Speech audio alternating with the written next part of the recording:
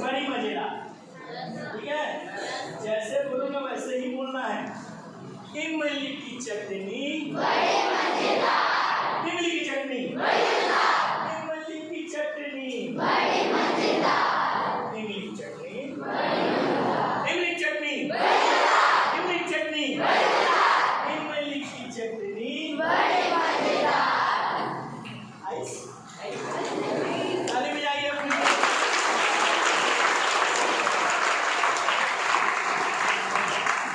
चलो मैं अपना थोड़ा दूरबीन लगा लूं ताकि कोई मेरे को चीट ना कर सके। ठीक है, चलो एक गेम खेलते हैं। ठीक, नाक कान, ऐसे एक हाथ से ऐसे नहीं पकड़ना है, नाक कान। ठीक है, चलिए नाक बोलना नहीं, कान नाक कान कान। कितने आउट हो गए? फिर से एक बार, कान आउट। कितने लोग हो गए ईमानदारी से ना? नाक कान कान आउट, कान कान कान। कितने लोग कहीं ना मैडम लोग सब देख रहे हैं? कान कान नाक कान नाक नाक आउट। नाक कान नाक कान नाक नाक नाक। चलिए रिलैक्स हो जाइए। ये केवल गेम नहीं है, ये बताता है कि मैं फिजिकली यहाँ हूँ कि मेंटल फिजिकल दोनों यहाँ। मैं आपसे बोल रहा हूँ ना, तो आप काम को करके मतलब माइंड और बॉडी का कॉम्बिनेशन सही नहीं। ये गेम नहीं है बेटा, ये कंसंट्रेशन का टेस्ट है। ठीक है, जो एकदम मेंटली हेल्दी है इस गेम के लास्ट मिनट तक आउट नहीं, वही उसका मालिक है। ठीक, अब अपन चलते हैं अपने कहानी में, है ना? कौन था कहानी में? कहाँ पे कौन था? एक रीसा, उसकी अब बेटी कितने साल की हुई? जब वो बेटी 5 साल की हुई तो एक दिन वो अपने पिता के साथ बाजार में घूम रही थी, तब उसने एक दुकान के सामने एक फ्रॉक टंगा देखा।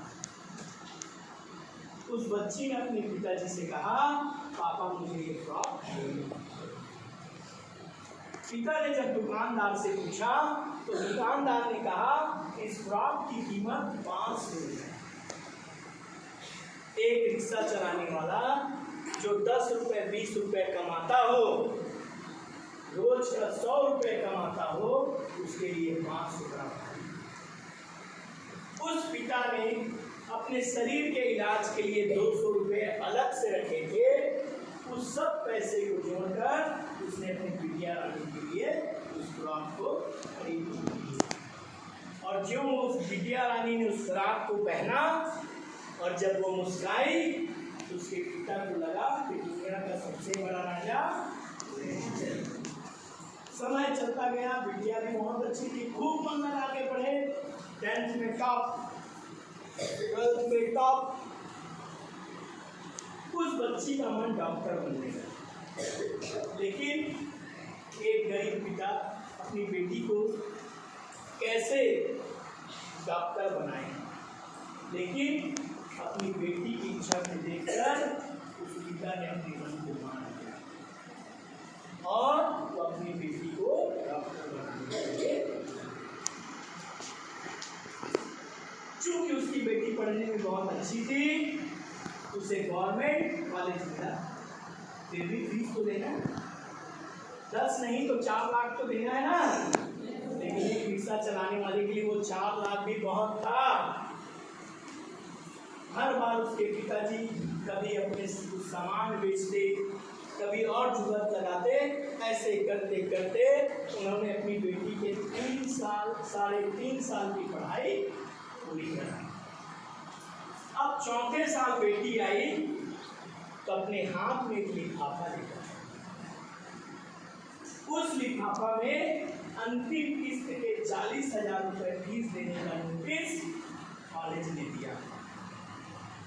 जो ही उस नोटिस को उसके पिताजी ने देखा, उसकी माँ डर गई कि अब ये पैसा हम कहाँ से दें। लेकिन पिता जो एक बरगद की छाया की तरह होता है, वो नॉर्मली बोला, बेटा तुम आराम से जुगाड़ लिया, तुम्हारे पैसे का जुगाड़। अब वो दिन भी आया जब बेटी को अपने कॉलेज जाना, वहाँ आई और उसे 40,000 रुपये देते हुए बोली, बेटा मन लगा के पढ़ना चाहिए। बेटी ने पूछा, पापा कहाँ है? उसकी माँ ने कहा, तुम्हारे पापा कुछ काम से बाहर। अब वो बेटी चली गई। अब माँ भागी भागी अस्पताल गई, जहाँ उस लड़की के पिता भर्ती थे। उन्होंने अपनी एक किडनी अपने बच्चे के पढ़ाई के लिए बेच दी थी और वही पैसा उन्होंने अपनी बेटी को फीस पढ़ा दी। वो दिन भी आया जब रिजल्ट निकला और उनकी बेटी पूरे यूनिवर्सिटी में टॉप। सारे लोग, पिता, माँ, आस पड़ोस के लोग, सब अपनी बेटी के आने की प्रतीक्षा करते हुए दरवाजे पर ऐसे ही जो भी आरती उतारे ना, धूप अगरबत्ती सब लेकर दरवाजे पर खड़े थे कि अचानक एक एम्बुलेंस आ गई। जैसे उस एम्बुलेंस का दरवाजा को खोला गया, उसमें उस लड़की की लाश